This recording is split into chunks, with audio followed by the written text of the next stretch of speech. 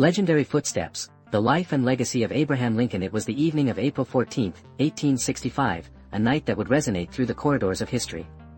The sounds of laughter and soft music floated through Ford's Theater in Washington, D.C. As the audience settled into their seats, the atmosphere was charged with anticipation, mingling with the sweet aroma of fresh popcorn and the faint tang of leather from old seats. Suddenly, a single gunshot shattered the joyous facade. A sharp crack filled the air, followed by a silence that was palpable, like the world holding its breath. As panic surged through the theater, a man stumbled, clutching his side, his expression a haunting mix of shock and disbelief. "Sic semper tyrannis," he shouted, a rallying cry that echoed ominously through the halls, as the crowd erupted into chaos. The sweet smell of freshly polished wood now mingled with the metallic scent of blood, a stark reminder of the fragility of life and power. In that very moment, Abraham Lincoln, the 16th President of the United States, lay crumpled in a box seat, a victim of a nation divided. The whispers of the audience transformed into frantic cries, panic-stricken faces turning towards the source of the commotion, hearts racing, an unexpected climax in the theater of war.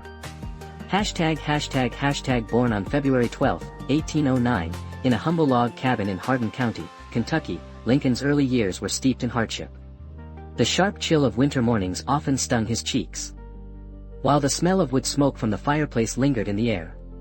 His family lived on the brink of poverty, as his father, Thomas Lincoln, struggled to maintain a modest farm. From an early age, Lincoln was exposed to the harsh realities of life.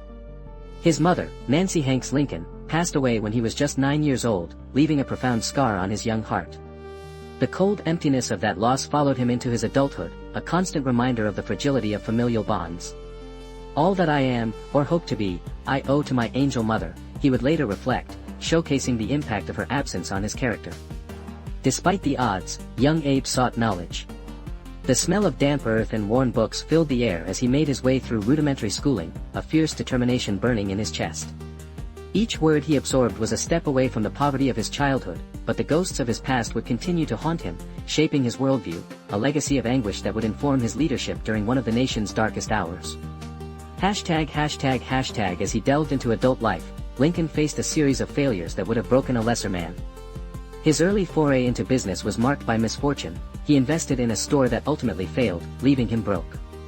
The smell of despair clung to him like an old coat, weighed down by the burden of unpaid debts. "Failure is simply the opportunity to begin again, this time more intelligently," he would later say, reflecting on those trying times. Yet, he often wondered if he would ever rise from these setbacks.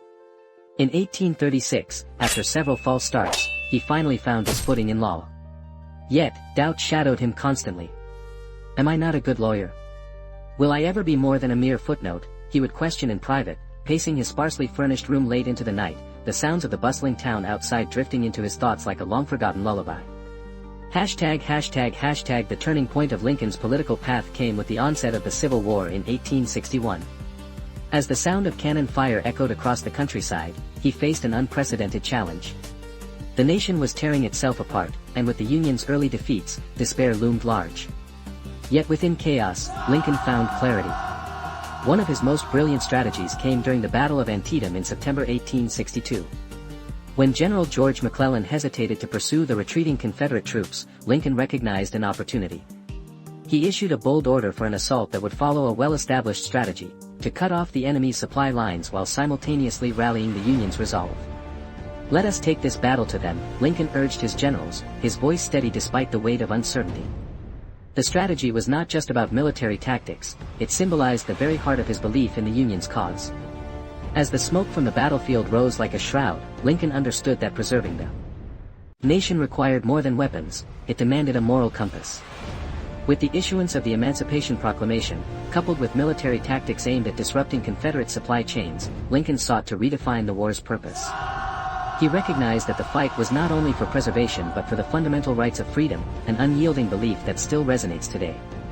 The Battle of Gettysburg, fought from July 1 to July 3, 1863, marked the pinnacle of the conflict, a three-day clash that would tilt the course of history.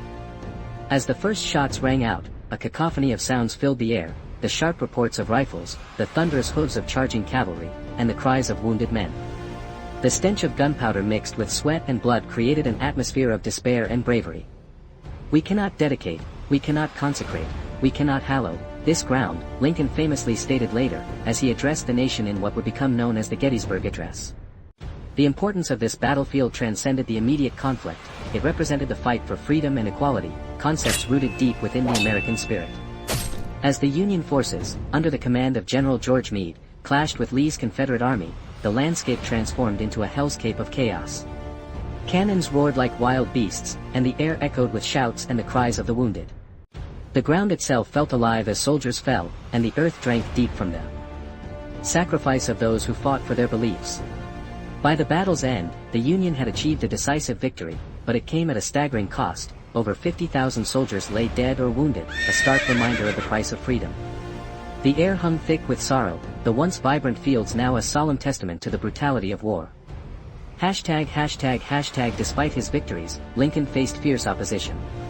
As the war dragged on, discontent brewed among the populace. Dissenters criticized his policies, and the toll of the war weighed heavily on the nation's psyche. Letters filled with anger and frustration flooded the White House, the scent of despair mingling with the aroma of ink and paper. "You cannot escape the responsibility of tomorrow by evading it today," he stated during one of his many addresses to the nation, his voice steady yet strained as he grappled with the enormity of his decisions. Each day, he bore the burden of countless lives, each choice carrying the weight of history, the cries of mothers, the pleas of wounded soldiers, the sorrow of a divided nation. As political opponents sought to undermine his leadership, Lincoln remained resolute, navigating treacherous waters with a steady hand.